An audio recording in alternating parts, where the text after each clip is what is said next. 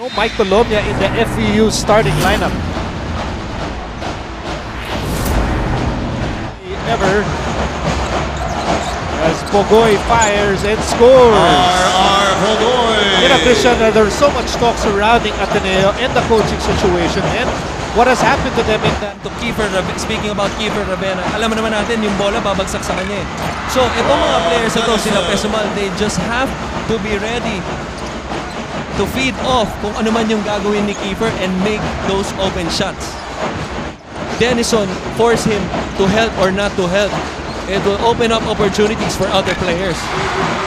Well, that was an open look for Kiefer Ravena, and Ravena with 3 points in the ball game.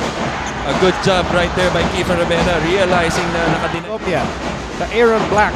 Shot clock down to 11. Black bounce pass. Babylonia for 2.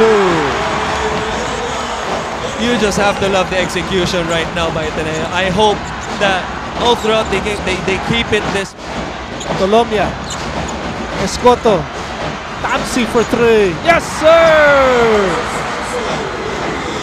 And how about Mike Colomia orchestrating that play? Although he didn't get the assist on that time. Bello coming off the bench against Black. Advantage, Bello. Bello drives and scores. And how about that time, even though itong si Bello having the height advantage over Black, showing the... And an interception by Bello. Arong is pushed. On and he scores the layup. And what action we're seeing on both ends. FEU turning the ball over, recovering Kiefer Ravena with a careless pass underneath. Translates into a passing by the Blue Eagles, and Guadalajara will start off our second quarter with that layup. A terrific execution. In the second quarter, Denison. Good pass to Jose. Mental lapse that time. Itong si Hubert Cani. As soon as Irigo drove that basket into the hoop, he switched off to a big guy. Really nobody that can stop itong si Bello para sa Ateneo. Oh, 3-point shot by Adrian Wong. And Wong with 6 points off the bench. That's huge, 6 points coming off the bench. Guys like Adrian Wong, guys from Guadalajara. It takes pressure off of guys like Ravena. As we see, a nice drive once again by Adrian Wong. It puts pressure off of guys, your main guys like Ravena, Pesumal, and eventually opens the game up for them. Here's that Milo R2 winning drive of the quarter. Milo helps energize body and mind. Perhaps his confidence boosted by 2 minutes remaining in the second quarter. Pogoy spins, waits, fires, scores! And how about Roger Pogoy realizing the switch had a smaller Pesumal on him, just backs down 1 or 2 dribbles, nice turnaround jumper. Lead is back with FEU, 13 out. Na nakita itong team na to, the Eagles were down by 17. Now, they're up by 2 and 1. Job with Ravena and Pesumal. Pero yung ibang players sa loob, nagre-relax na kayo. Muling pinaalalahan ng players na huwag magkabiling ipasa ang bola at mag-usap sa loob. Nico and Christian.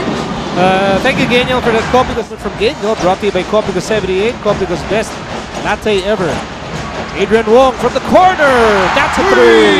And how about the activity on that play? Now looking at the matchup, itong Kiefer Ravena playing the point guard, who obviously has the size advantage. And right now, Coach Bogue. 5, a different storyline compared to the first round meeting between these. Tamsi starts the fourth quarter with that shot, that's a 3! By the way, Mac Bello hit a 3-point shot earlier.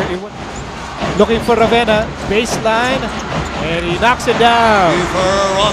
6 points for Kiefer Ravena.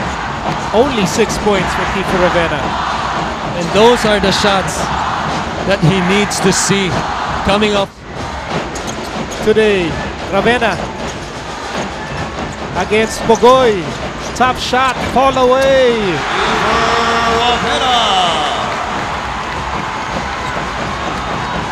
9 points for Kiefer Ravena, and the Blue Eagles are knocking on the door, down by just 1 point.